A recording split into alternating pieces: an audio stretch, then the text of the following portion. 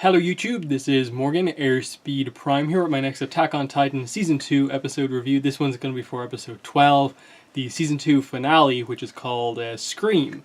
Overall, I thought this was a pretty well done episode. It had the feelings of kind of being, a season finale, even though I suppose it technically is more of a kind of arc ending kind of thing. I don't think I was blown away in the same way that I feel a lot of people who are kind of following this show are.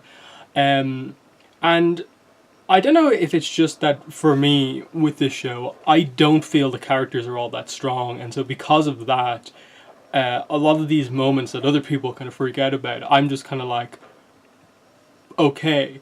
In that, for me, the highlight of this episode was the Eren and Mikasa scene, because I felt like it was one of the only times this season where those two characters have actually had like notable character moments as such, because otherwise, like, it's hard to see, especially Mikasa, as anything other than just really good fighter who's also kind of like obsessed with Eren. And then with Eren, he just feels like he's the main character, but he's often like, and he never feels like the main character. It's that situation where like everyone is after Eren. Eren is important to the plot because of like what he has or what he is, rather than who he is. And I get that that's an aspect of the character that they're going for with Eren. That what they do with him in this episode, I thought was actually good, referencing the fact that the reason he went through all this training, joining the military and so on, was to become stronger, so that he wouldn't have a situation where he was helpless, like what happened when his mother was eaten, so that he could stop that. And so history repeating itself, that very same Titan being there as the person Hannes, who is trying to like avenge Eren's mother, is basically dying in front of him, and again he still can't do anything. And he has that big breakdown moment.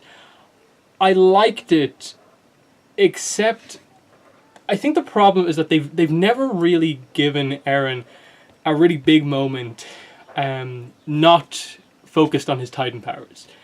And it feels like he's very much defined by those powers, which I think is sort of the point, in the sense of like, he now has this coordinate power, and that's very important to the plot in terms of the implications of what it can do. It's just that, like, as a main character, I feel like he should be presented as having kind of better skills beyond that. And I get in this situation, he didn't have his 3D maneuver gear. There wasn't much he could do. He had to use the only other power he did have, which is the Titan transformation.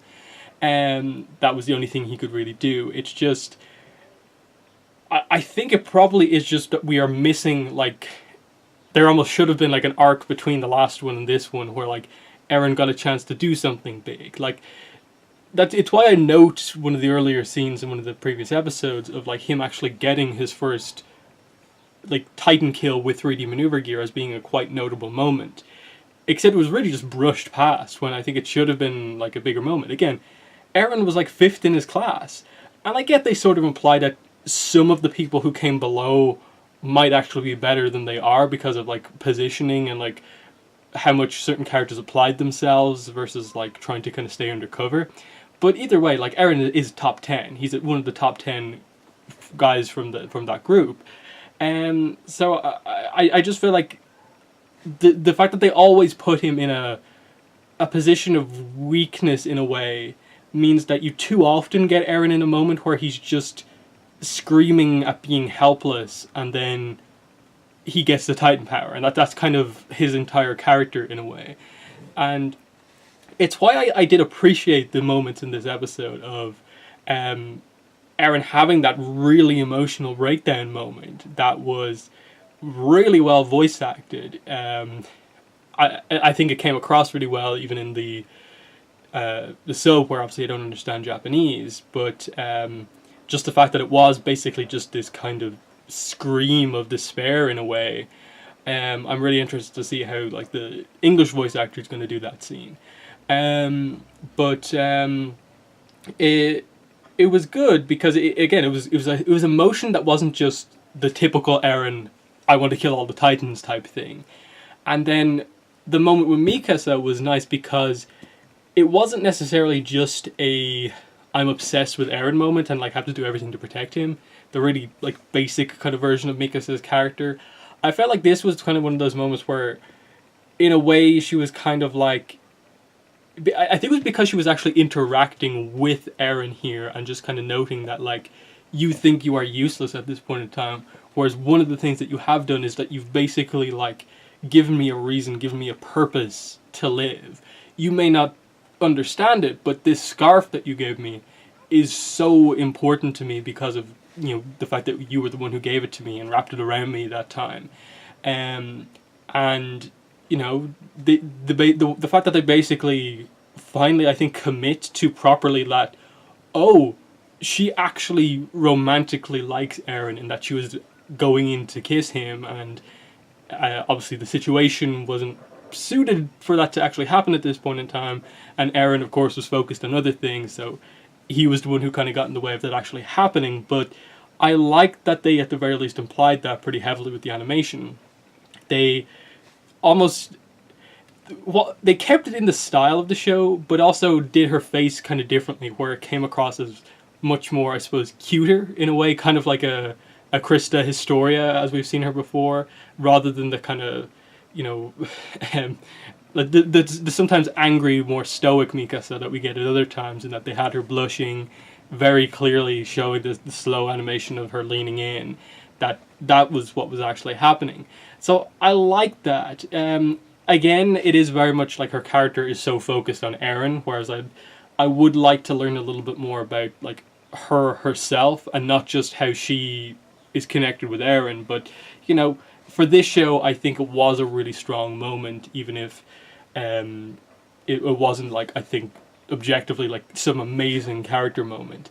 But I like how it did spur kind of Eren on. It kind of snapped him out of what he was in and allowed him to stand up and basically like, no, I have someone to defend. Like he stands up kind of confident with that and says, like if that's the case, then I'll make it so that I can wrap that scarf anytime to protect you. And he stands up to protect Mikasa this time, and that's when he fully heals, and it looks like he's about to use his Titan power by basically like, oh, I'll punch a Titan who's coming in for me, break my arm, and in the process transform.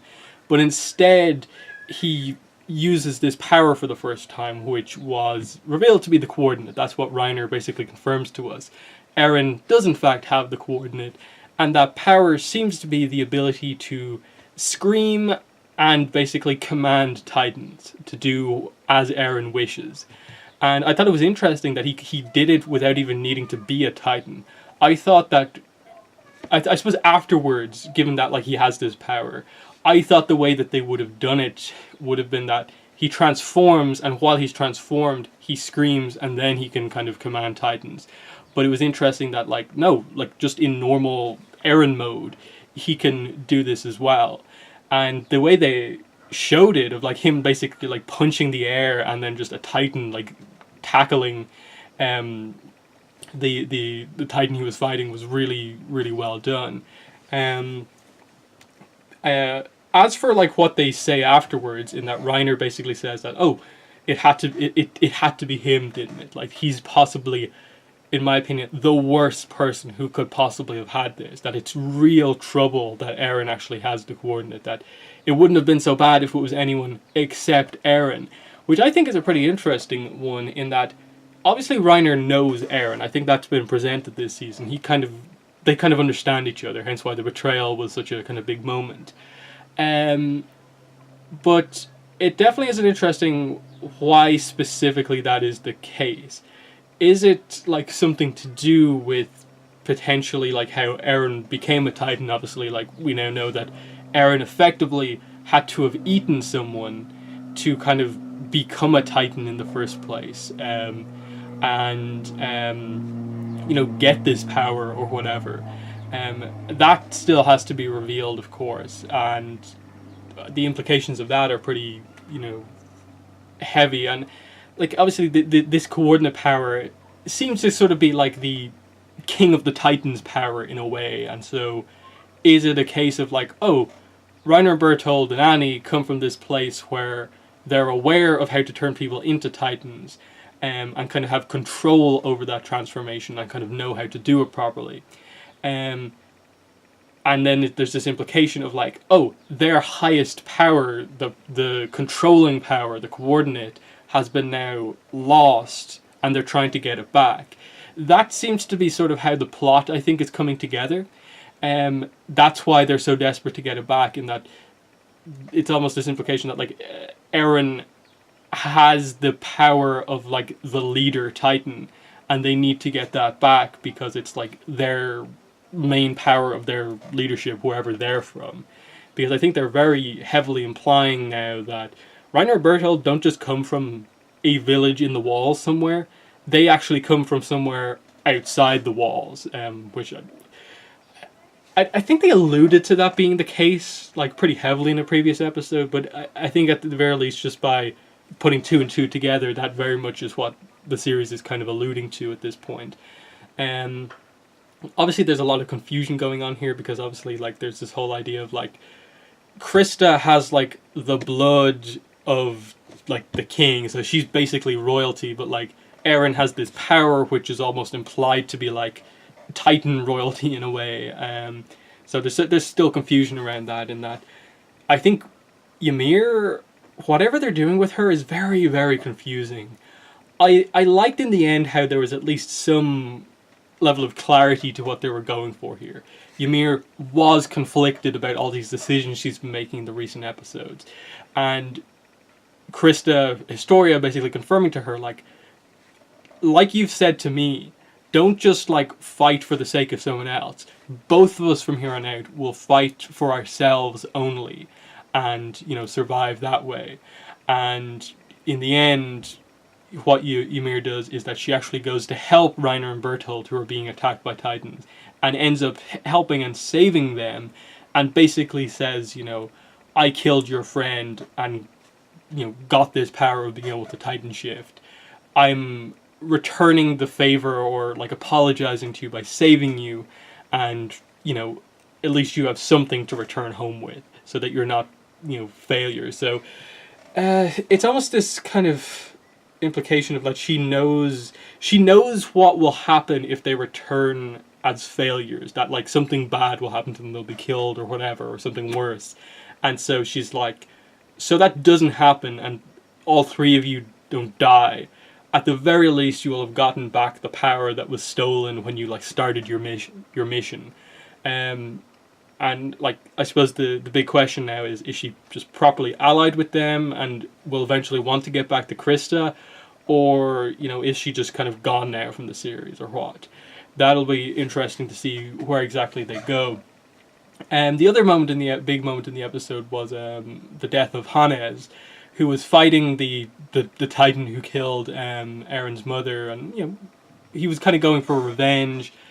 Ended up like staying in the fight for a reasonably long amount of time, but being relatively ineffective, I suppose.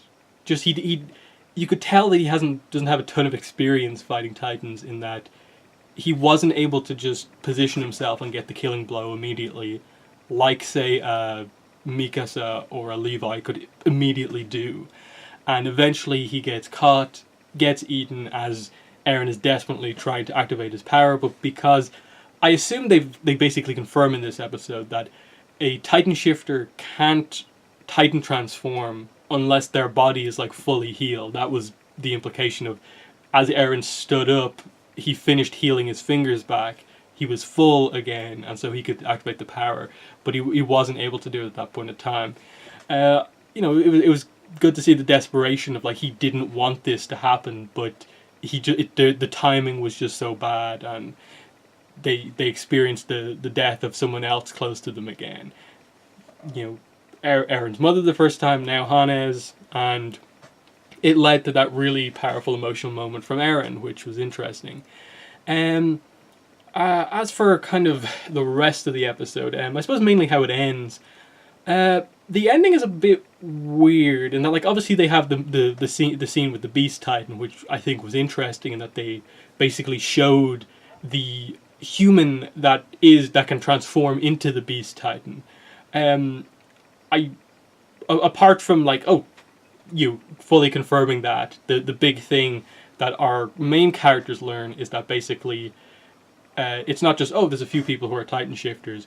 No, basically all Titans are humans is basically what they're the big theory they're working with at this point in time, and they're dealing now with the kind of implications of that, in that when they kill Titans, they are technically killing a human, because what is the all Titan shifters control the Titan from the base of the neck. So when you cut off a Titan's nape of the neck, you are killing the human that is that Titan, and that's how they can take them out in the first place. It's just the difference between being in control of that Titan form and being a mindless Titan, which seems to be more or less this implication of like, when a Titan eats someone who has the ability to Titan shift or something like that already, then they gain that ability to turn back into a human again. And there's a couple of big reveal implications. There was an interesting back and forth with Levi and Erwin when they got this information from Hanji,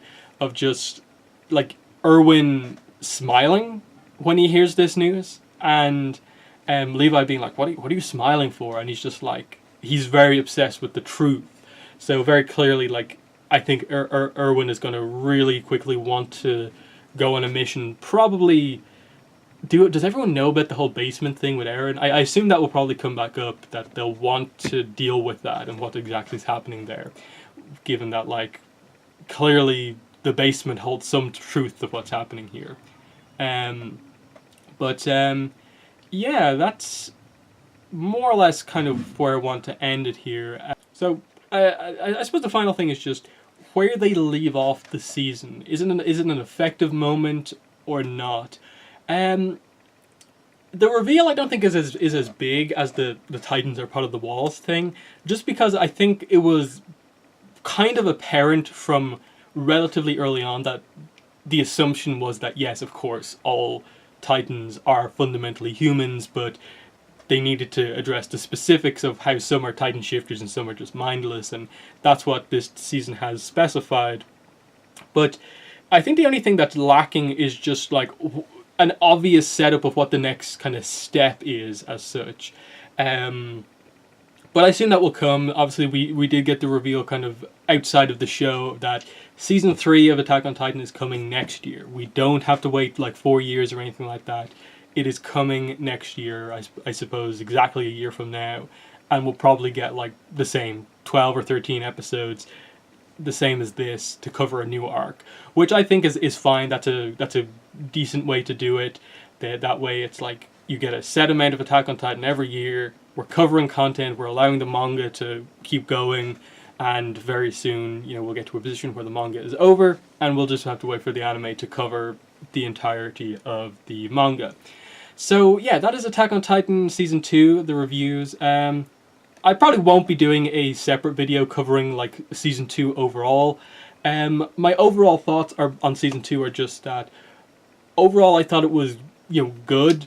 I do think the episodes, individual episodes, were a bit like mixed, in that like I'd say half of them were like really good, like half of them were just kind of okay, and it led to a season that was overall like good to bordering on the line of being very good, in that there were some really big reveals with Bertolt and Reiner and Ymir, and just some of the implications of kind of world building stuff that's going on here. But I still think there's a lot of weaknesses with regards to character development stuff, in that I know a lot of people are praising this season for like developing characters like Connie and Sasha and all this, but I do think this show has relatively weak character development, in that, okay, cool, Sasha got a whole episode, but I didn't really learn all that much about her within that episode. She still is, I think, fundamentally just still the potato girl. It's just now we know a little bit about her backstory.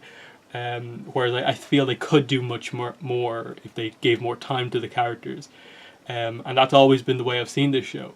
Excellent world building, mysteries, and approaching getting that important plot kind of going. The characters, I think their baseline like character traits are interesting, but character development arcs not so much. They kind of border on being overly vague or like giving you a little flashback that is meant to mean a lot but doesn't have as much meaning as you think. But overall, season 2 I thought was overall successful, and if there's one thing I suppose that's a positive from this is that we're going to get more regular Attack on Titan. No more 4-year breaks, which probably is part of the reason why perhaps I don't feel as strongly about this season. All the hype has died down in the last four years, and this hasn't quite lived up to the hype of like waiting 4 years. But now that we know it's going to be regular, you know, the hype can potentially come back given that it is more regular and we're getting content just quicker and we can just speculate about season 3 immediately, is always a positive. So that's my review. In the comments, let me know what your thoughts were on this episode, what your thoughts on the entire season were. And yeah, that's been the video. Thanks for watching, and bye.